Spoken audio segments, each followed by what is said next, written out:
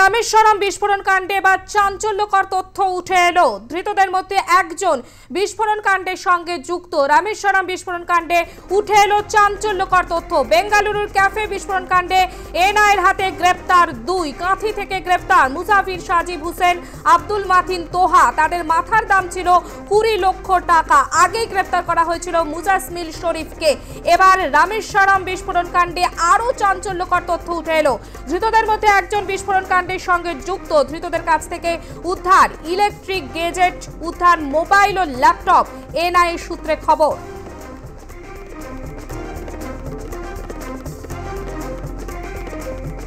রামেশ্বরম বিস্ফোরণ কাণ্ডে চাঞ্চল্যকর তথ্য। ধৃতদের মধ্যে একজন বিস্ফোরণ কাণ্ডের সঙ্গে যুক্ত, এমনটাই খবর রয়েছে। ধৃতদের কাছ থেকে উদ্ধার ইলেকট্রনিক গ্যাজেট, উদ্ধার মোবাইল ও ল্যাপটপ। এনআইএ সূত্রে খবর। বেঙ্গালুরুর ক্যাফের এই যে বিস্ফোরণ কাণ্ড, এনআইএর হাতে গ্রেপ্তার হয়েছে দুইজন। কাঁথি থেকে গ্রেপ্তার মুসাফির সাজিব হোসেন, আব্দুল মাথিন তোহা। আগে গ্রেপ্তার মুজাসমিল শরীফ।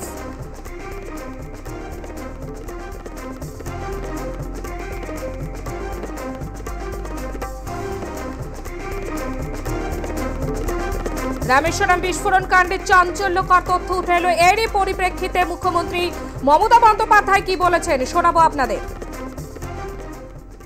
ওদের একটা ছেলে আছে, আমরা বলি বেশি ফোড়ং কাটে, ফোড়ংবাজ বলেছে ব্যাঙ্গালোরে একটা বোমা পড়েছিল, লক্ষ্ণৌও কর্ণাটকের, আমাদের এখানকার নয়। 2 ঘন্টায় বাংলায় লুকিয়েছিল, 2 ঘন্টার মধ্যে আমরা ধরে দিয়েছি আমাদের পুলিশ। আর সেখানে বলছে বাংলা সেফ নয়, তোর দিল্লি সেফ, তোর উত্তরপ্রদেশ সেফ, তোর রাজস্থান সেফ, তোর গুজরাট সেফ, তোর বিহার সেফ। অপরাধীরা ধরা পড়েছে, এটা গণতন্ত্রের পক্ষে ভালো। রামেশ্বরম বিস্ফোরণ কাণ্ডে মন্তব্য করলেন রাজ্যপাল সিভি আনন্দ বোস। কি বলেছেন তিনি শোনাবো। You see, the very fact that the hands of law have started moving, the culprits have been caught, that is something which will be encouraging to those who believe in democracy. India is a great country. Bengal is a famous part of that. Whether the criminal tries to hide anywhere in India, he will be arrested. That is a lesson which you have learned from this. Do you have any idea, is it a safe passage? West Bengal becoming the safe passage of the notorious terrorists or criminals? Ask the criminals. Rameswaram বিস্ফোরণ কাণ্ডে মুখ্যমন্ত্রী মমতা বন্দ্যোপাধ্যায় কি বলেছেন আপনাদের শোনালাম। তার পাশাপাশি রাজ্যপাল সিভি আনন্দ বোস কি বলেছেন আপনাদেরকে শোনালাম। এই ঘটনায় বাংলার যোগ পাওয়া গিয়েছে, বাংলা থেকে গ্রেপ্তার হয়েছে 2 জন। বেঙ্গালুরুর ক্যাফে বিস্ফোরণ কাণ্ডে এনআইএর হাতে গ্রেপ্তার 2। কাঁথি থেকে গ্রেপ্তার মুসাফির সাজিব হোসেন, আব্দুল মাথিন তোহা। আগে গ্রেপ্তার মুজাসমিল শরীফ। রামেশ্বরম বিস্ফোরণ কাণ্ডে আরো চাঞ্চল্যকর তথ্য উঠে এলো। ধৃতদের মধ্যে একজন বিস্ফোরণ কাণ্ডের সঙ্গে যুক্ত। ধৃতদের কাছ থেকে উদ্ধার ইলেকট্রনিক গ্যাজেট, উদ্ধার মোবাইল ও ল্যাপটপ। এনআইএ সূত্রে এমনটাই খবর। বেঙ্গালুরু বিস্ফোরণ কাণ্ডে ধৃতরা বাংলার বাসিন্দা নয়, বাংলায় লুকিয়েছিল তারা। 2 ঘন্টার মধ্যে বাংলার পুলিশ ধরিয়ে দিয়েছে। বেঙ্গালুরু বিস্ফোরণ কাণ্ডে মন্তব্য মমতা বন্দ্যোপাধ্যায়।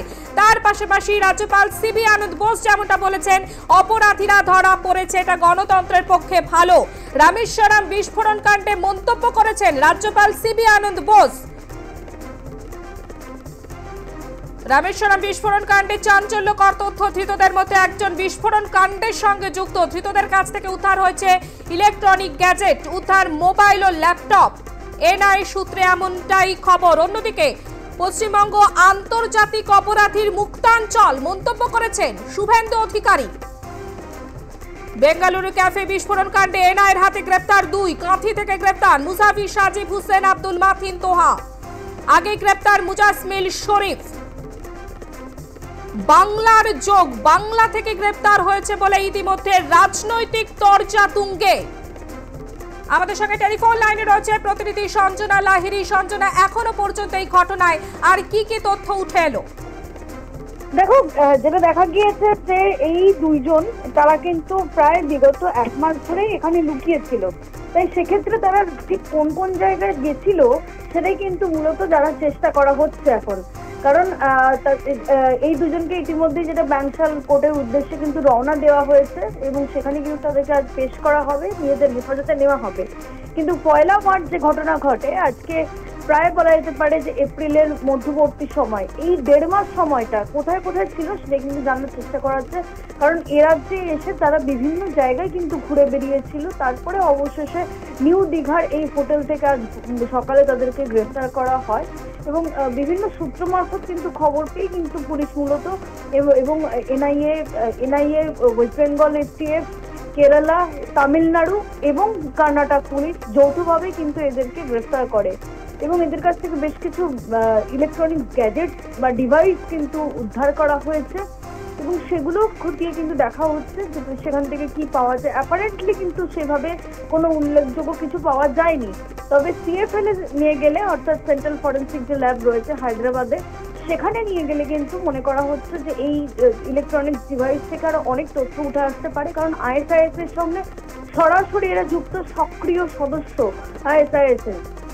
তো সেক্ষেত্রে পশ্চিমবঙ্গে কি উদ্দেশ্য ছিল, সেটা কি শুধুমাত্র শেল্টার নেওয়া নাকি অন্য কোনো ছক তারা কষেছিল, সেটা কিন্তু মূলত জানার চেষ্টা করছে এনআইএ গোয়েন্দারা, যেমনটা জানতে পারা যাচ্ছে। ধন্যবাদ সঞ্চনা। বেঙ্গালুরুর ক্যাফে বিস্ফোরণ কাণ্ডে এনআইএর হাতে গ্রেপ্তার 2 কাঁথি থেকে গ্রেপ্তার মুজাফির সাজিব হোসেন, আব্দুল মাথিন তোহা, আগে গ্রেপ্তার মুজাসমিল শরীফ।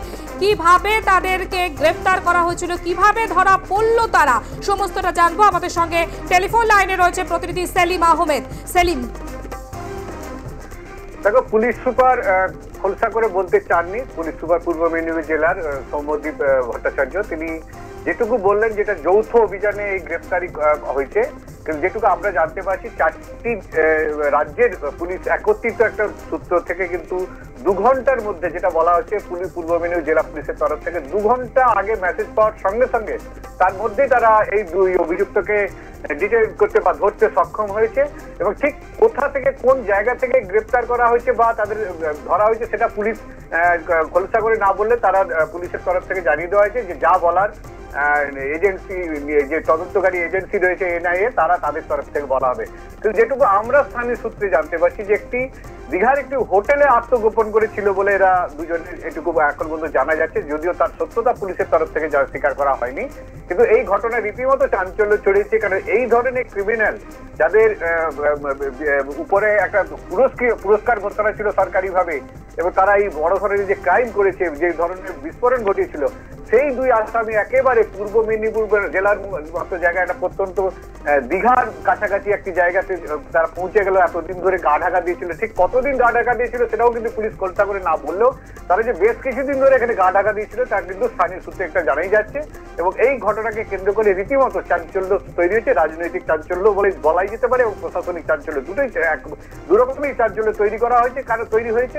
তার সাথে পুলিশের তরফ থেকে একটা গোপনীয়তা রাখা হচ্ছে, কারণ পুলিশ সুপার সাংবাদিক সম্মেলন ডেকেও সেখানে কিন্তু খোলসা করে পুরোটা না বলে তিনি শুধুমাত্র যৌথ অভিযান এই কথাটা বলা হয়েছে, যে সমস্ত যে অন্যান্য রাজ্যের সঙ্গে পশ্চিমবঙ্গ রাজ্য পুলিশ কিন্তু একসঙ্গে যৌথভাবে এই গ্রেপ্তার করতে বা ধরতে তাকে সক্ষম হয়েছে।